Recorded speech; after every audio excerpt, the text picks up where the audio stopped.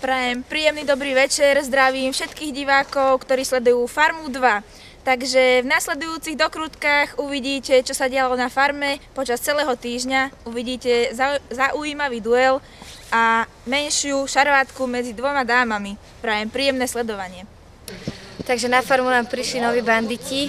Je tam veľmi pekný chlapec, len odchádzam do duelovej chatky, kde mi bude neskutočná zima, mám zamrznuté palce a hádam to zvládnem. Držte mi všetky palce.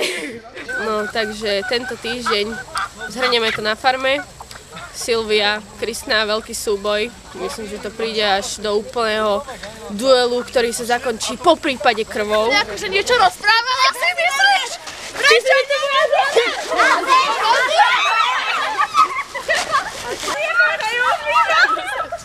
No ale teda bola tam chyba, nedojeli sa kravy, kačice ostali zamrznuté stáť. Tak, uvidíme, čo to prinesie. No, som strašne nasraná na Veroniku, akože mala vykydať hnoj. Prosím pekne, ona to nespravila. Akože ja, aby som si tu ručičky špinila. Je mi zima. Som hladná.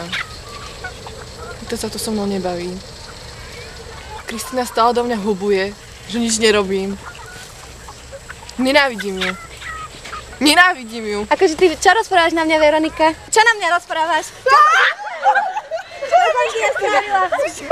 Myslím si, že Lenka zle dojí kravy.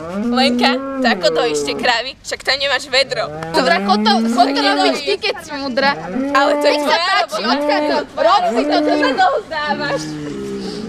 Ako ste mohli vidieť, je to tu na farme veľmi drsné. Ďakujeme za pozornosť a vidíme sa o týždeň. A však čo mám, jak zasadnúť? Ujo!